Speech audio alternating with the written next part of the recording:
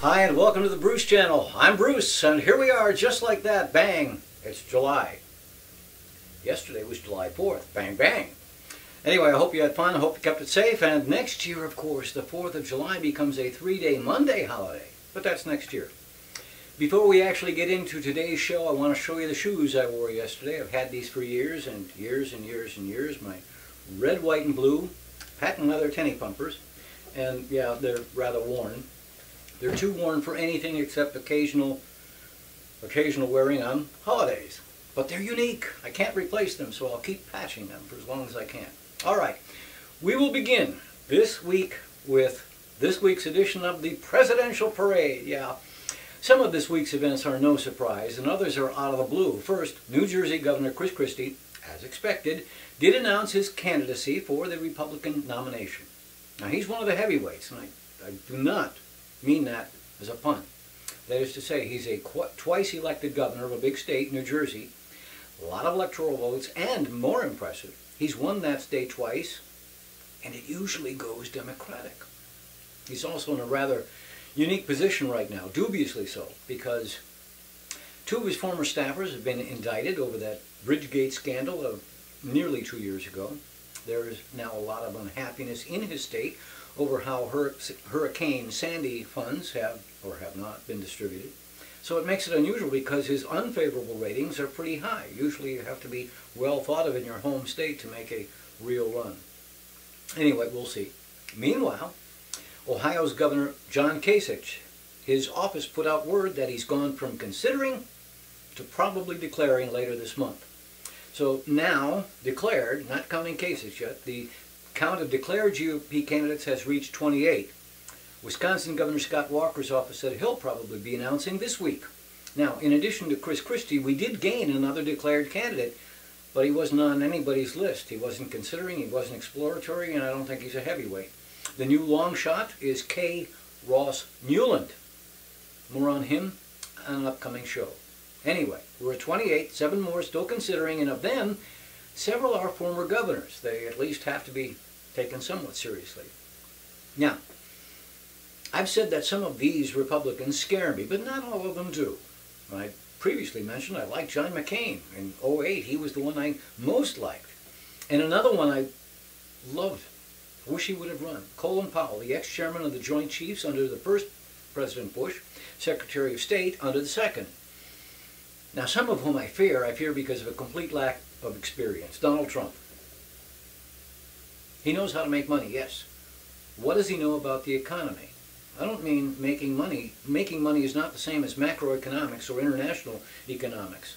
Economists, those who have studied the discipline for years, know it's difficult to predict how things will turn out, especially in a shrinking world, and it is a small world after all. Whatever's going on somewhere else may not be under the purview of our president, but it may have an effect. Greece has got trouble right now. How far does that spill over? Even among economists, there are differences of opinion. But worse than that, Donald Trump has no diplomatic experience. I don't think he's got any diplomatic skills, actually. 2 weeks as a candidate, and he's now made enemies of several groups already. Macy's has now pulled anything with his name from their shelves. No more cologne. He is no diplomat. If he keeps going, one day we'll look in the dictionary and look up Trump, and we'll see one of the definitions is an antonym of diplomat. Other than his ego, what does he have going for him? I've spoken of the clown car. This huge field mandates we call it a clown bus, and Donald Trump sits firmly at the wheel. But another one, who maybe ought to be thinking about wearing grease paint. Her ego may not be as big as Trump's, but then whose is? What the hell does Carly Fiorina think she's got going for her? What makes her think she's got any viable presidential qualities? I don't mean president of the company, because she was that. She was an executive at AT&T. She became the first woman CEO of a top Fortune 20 company, Hewlett-Packard. She oversaw an unpopular merger with Compaq. That was in 2002. The stock lost half its value. The board of directors fired her. She should be president of the country? On what grounds?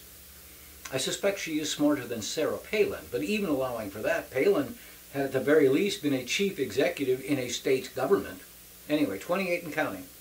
And again, that doesn't include Ohio's Governor Kasich or Wisconsin's Governor Walker. So I'm reminded of years ago, hurry, hurry, hurry, get your scorecards here. You can't tell the players without a scorecard. Well, that's not so true on the Democratic side, at least not yet.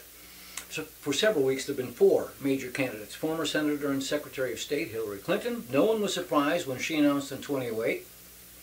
Barack Obama surprised her. But although she played coy for a long time recently, no one was surprised when she announced, what, a few months ago? As expected, she holds a large lead in the early polls. It's really hard to imagine what freshness she could bring. Now, she's got money and name recognition, that's important. But she's also tight with the folks at Monsanto, they of glyphosate fame. Oh, others have known. Former Senator and Governor from Rhode Island, Lincoln Chafee. Now, I like him. I like him because he's largely proven himself to be above purely ideological labels. He's been an independent, a Republican, and a Democrat. But that also may work against him because, sometimes you want purity.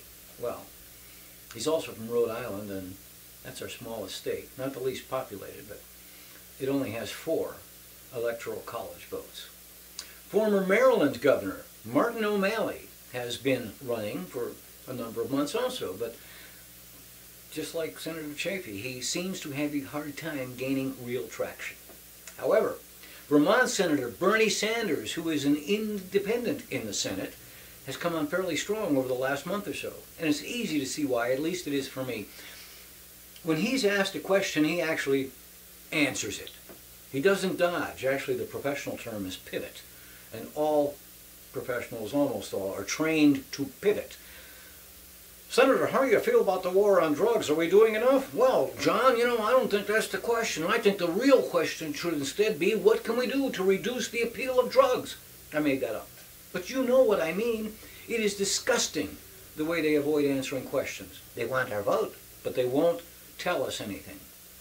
Like his answer or not, Bernie Sanders answers questions. He's raised a good deal of money, and he's made inroads in the polling.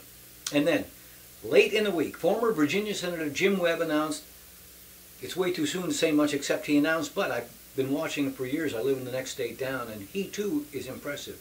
As I recall, when I watched him, he too is a straight shooter with his answers. And although for a couple of years, everyone has said Hillary's got the nomination, it's hers for the asking, I don't know. I know I'm sick of pivoting. One other thing I like about Senator Webb, I think he's a patriot, a real one, a genuine one. He has served his country in a variety of ways, far more than wearing a flag pin. He attended the Naval Academy, came out as a second Louis in the Marine Corps. He served in Vietnam. He was awarded the Navy Cross. He was also decorated with the Silver Star, 2 Bronze Stars, and 2 Purple Hearts. Then he went back to school, to Georgetown, got himself a law degree. He served as an Assistant Secretary of Defense, and later Secretary of the Navy in the Reagan administration. So, I think all of us, if we paid any attention at all, wonder if all politicians are liars and crooks. I am certain many of them are. I hope some of them are not.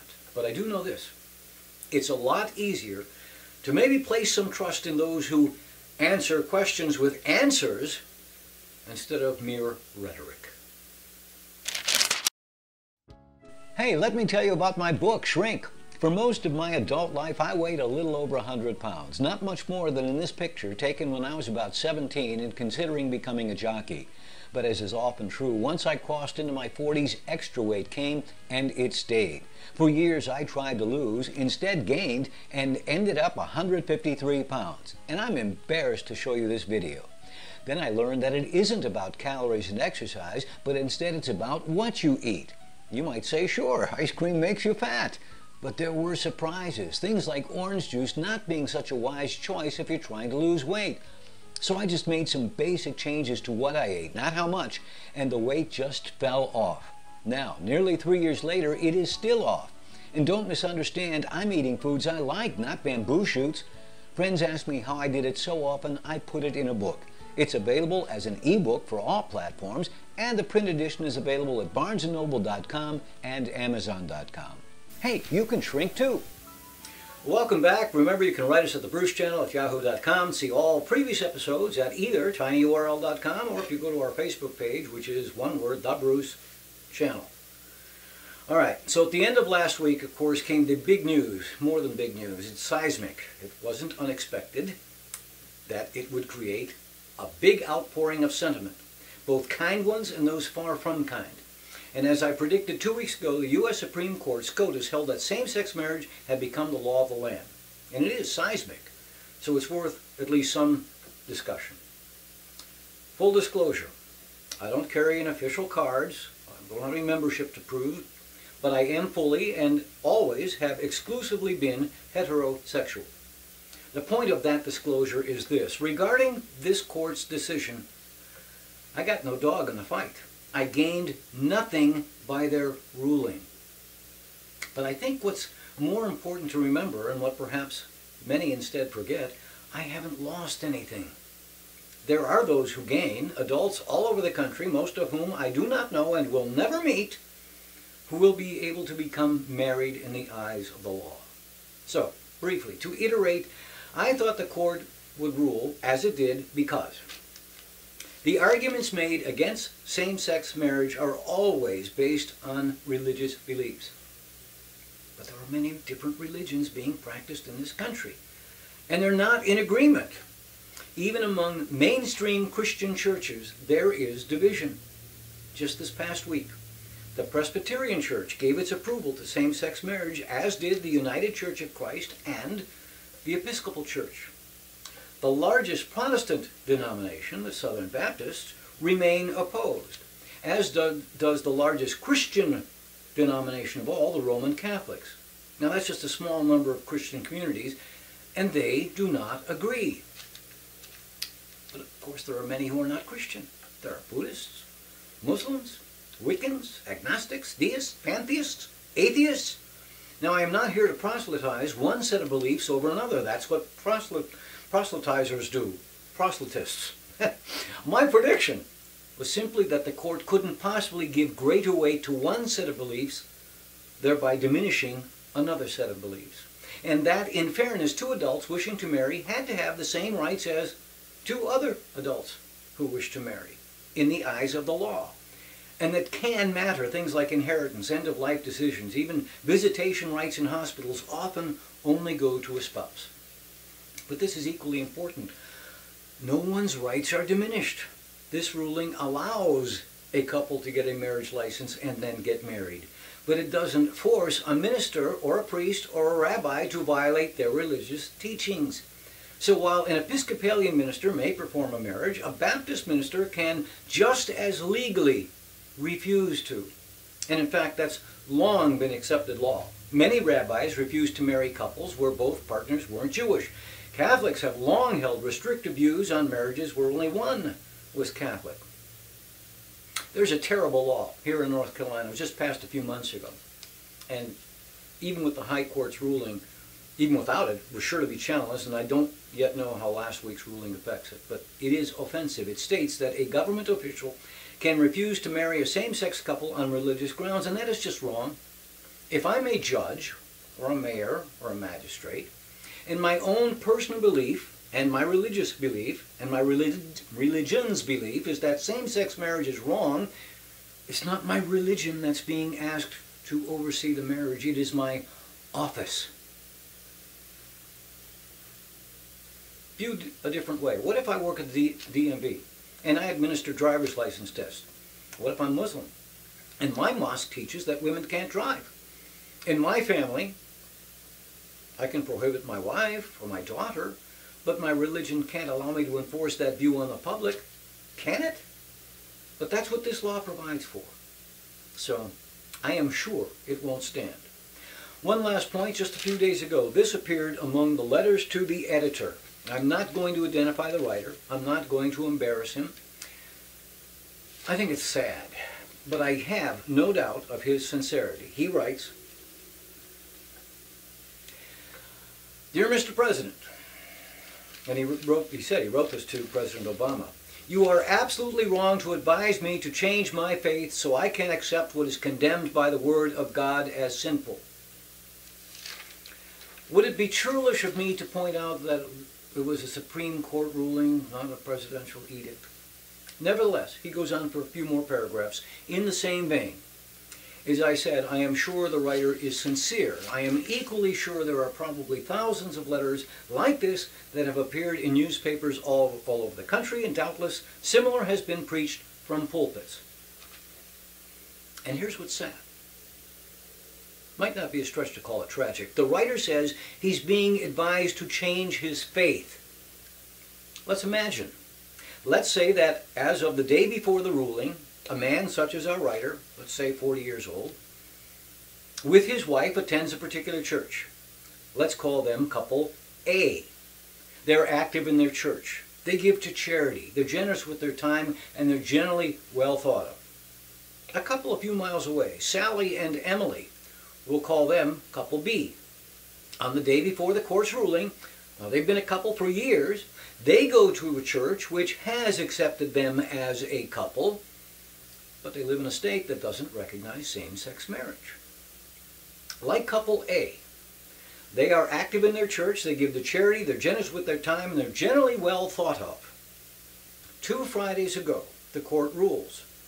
For couple A, absolutely nothing has changed. They attend church. That church won't perform same-sex marriages. They give to charity. They're generous. Nothing has changed. But after the ruling, life changes enormously for couple B. They get to live the life their neighbors had always taken for granted. So upon examination, what really has our writer so upset? His life hasn't changed, so it can't be that. And this is why I think it's sad. What has him so upset is that the court did not enforce his religious beliefs on couple B. Think about that. Although he may not stop to think about it, he should. He should be glad, because ultimately, isn't that the difference between a country with religious freedom and places where religious fundamentalists not only rule their religion, but make the law? Isn't that what ISIS or ISIL? Isn't that exactly what they are about? You don't believe as we do. Infidels, off with your heads. SCOTUS got it right.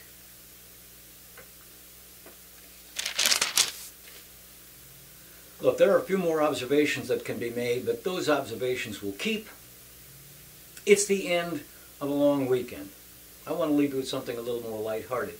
Last week, we returned to music. First time in a while. Yes, I know. Well, we do so again this week.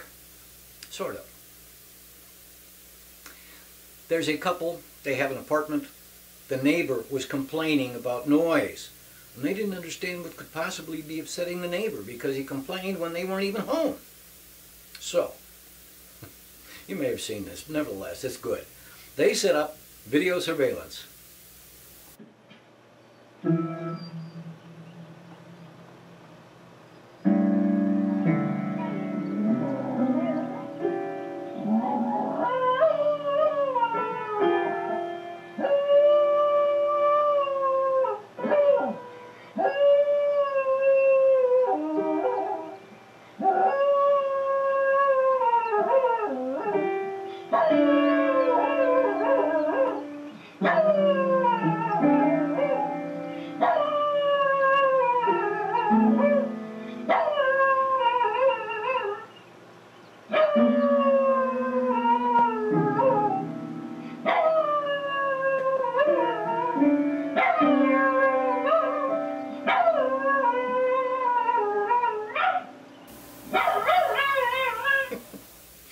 He, or she, shows promise, don't you think?